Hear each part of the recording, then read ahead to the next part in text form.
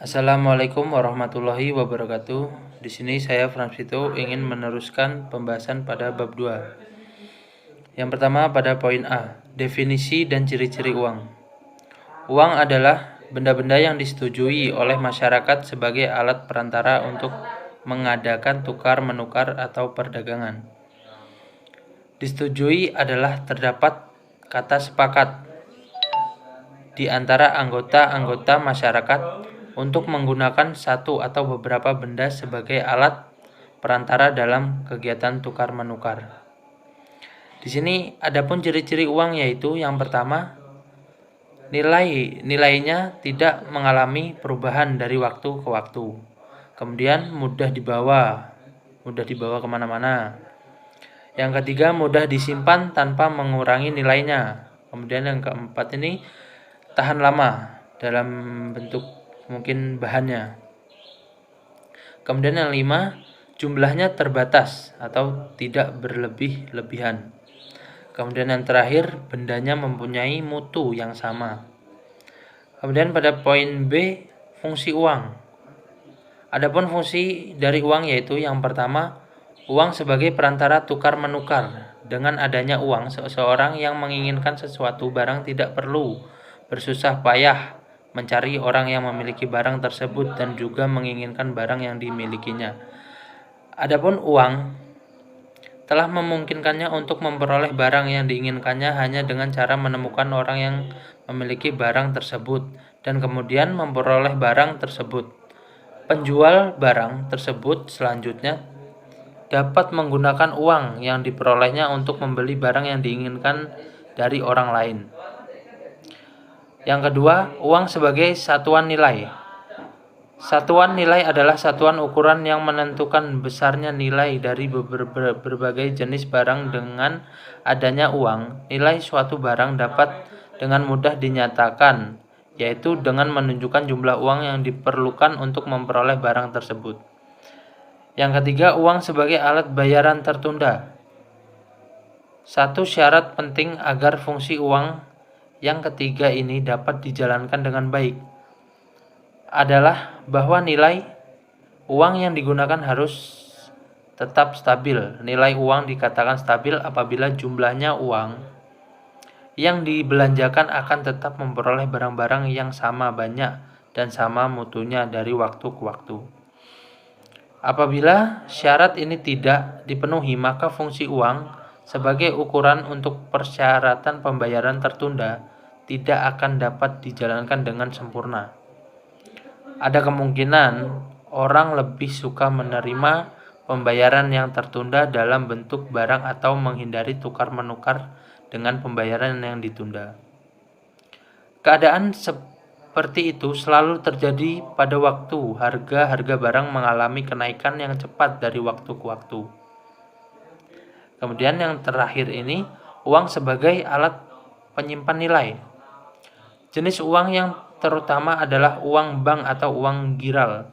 Uang jenis ini tidak memerlukan biaya untuk menyimpannya dan mudah mengurusnya. Ini disebabkan karena kalau seseorang memiliki uang ini, menyimpan dan mengurusnya uang tersebut bukan dilakukan oleh pemiliknya, tetapi oleh bank umum yang menyimpan.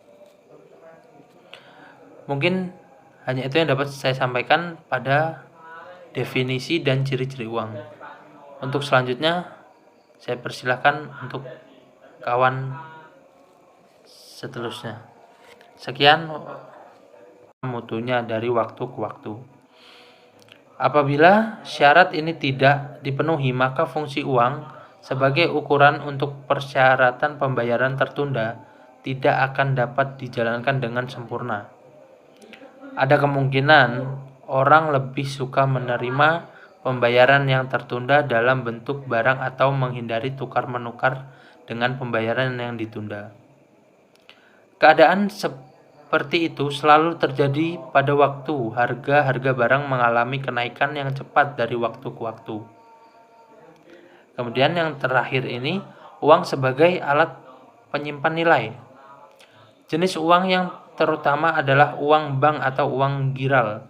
Uang jenis ini tidak memerlukan biaya untuk menyimpannya dan mudah mengurusnya. Ini disebabkan karena kalau seseorang memiliki uang ini, menyimpan dan mengurusnya uang tersebut bukan dilakukan oleh pemiliknya, tetapi oleh bank umum yang menyimpan.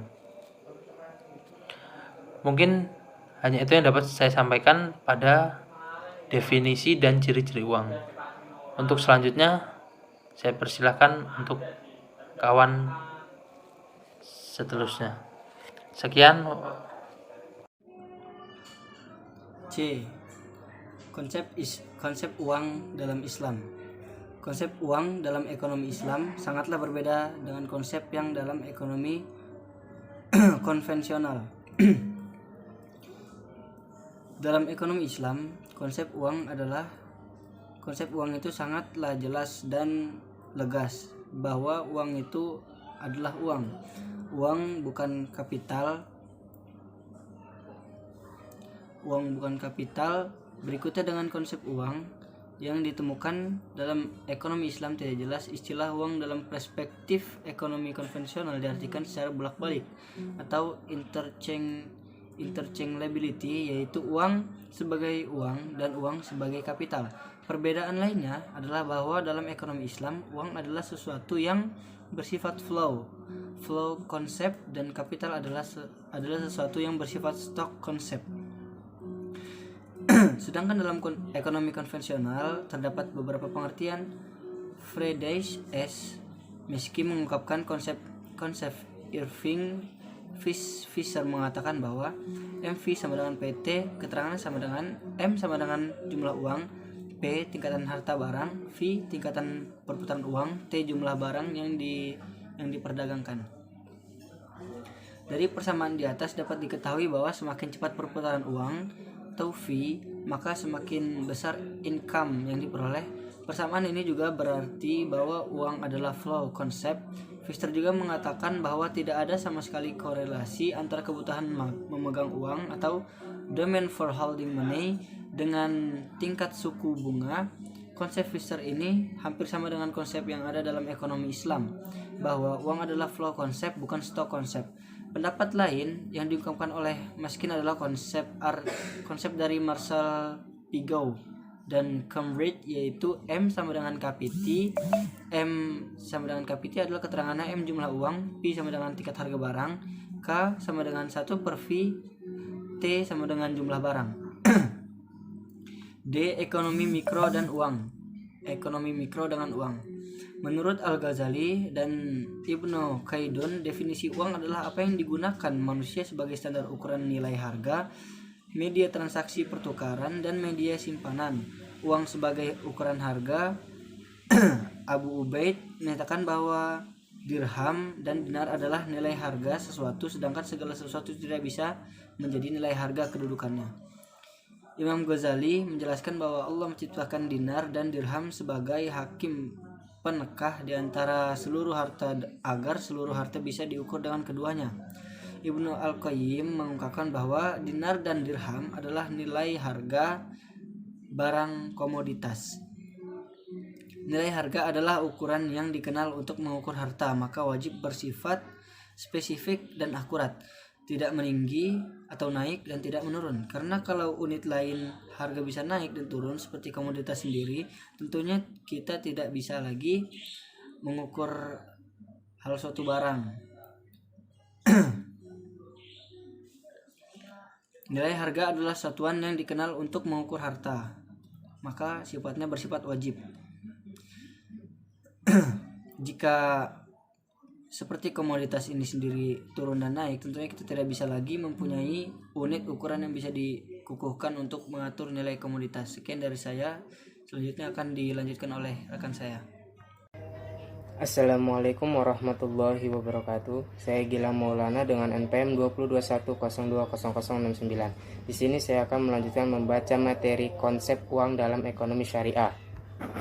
Yang kedua, uang sebagai media transaksi. Uang yang menjadikan media transaksi yang sah dan yang harus diterima oleh siapapun bila ditetapkan oleh negara. Maka perbedaan uang dengan media transaksi lain seperti cek yang berlaku juga sebagai cek alat pembayaran karena penjual dan pembeli sepakat menerima cek sebagai alat bayar.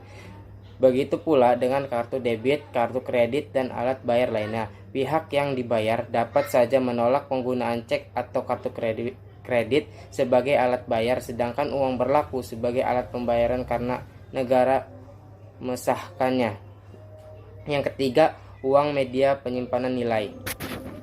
Kemudian diperlukan jenis harta yang bertahan lama karena kebutuhan yang terus-menerus. Jenis harta yang bertahan lama adalah barang tambang. Maka dibuatlah uang dari emas, perak, dan logam. Ibnu Khaldun juga mengisyaratkan uang sebagai alat simpanan. Kemudian Allah Ta'ala menciptakan dua dari barang tambang, emas dan perak, sebagai nilai untuk setiap harta. Dua jenis ini merupakan simpanan dan perolehan orang di dunia kebanyakannya.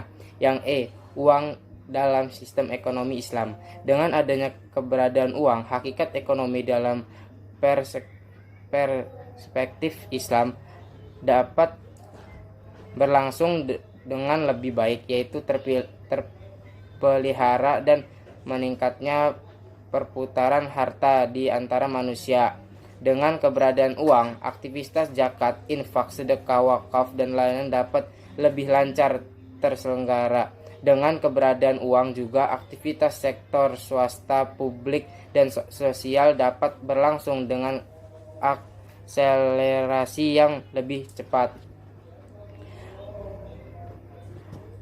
Moneter telah menghambat pertumbuhan sektor real, bahkan telah menyempitkan sektor real, menumbuhkan inflasi, dan memperhambat pertumbuhan ekonomi. Dikotomi sektor real dan moneter tidak terjadi dalam ekonomi Islam karena absennya sistem bunga dan dilarangnya memperdagangkan uang sebagai komoditi, sehingga corak ekonomi Islam adalah ekonomi sektorial dengan fungsi uang sebagai alat tukar untuk memperlancar kegiatan investasi, produksi, dan perniagaan di sektor real. Terima kasih. Wassalamualaikum warahmatullahi wabarakatuh. Kesimpulan. Dari pembahasan yang dijabarkan, dapat diambil kesimpulan bahwa uang adalah benda-benda yang disetujui oleh masyarakat sebagai alat perantara untuk mengadakan tukar-menukar atau perdagangan. Disetujui adalah terdapat kata sepakat di antara anggota-anggota masyarakat untuk menggunakan satu atau beberapa benda sebagai alat perantara dalam kegiatan tukar-menukar. Perbedaan konsep uang dalam ekonomi Islam dan konvensional terdapat pada uang yang tidak diidentikan dengan modal. Uang adalah public goods, modal adalah private goods. Uang adalah flow konsep dan modal adalah stock konsep dalam konsep uang secara Islam. Sedangkan konsep uang dalam konvensional yaitu uang seringkali diidentikan dengan modal. Uang atau modal adalah private goods, uang atau modal adalah flow konsep bagi Fisher, dan uang atau modal adalah stock konsep bagi Cambridge School. Kemudian dalam perubahan fungsi uang terbagi menjadi tiga, yaitu commodity money atau uang barang, token money atau uang kertas, serta deposit money atau uang giral.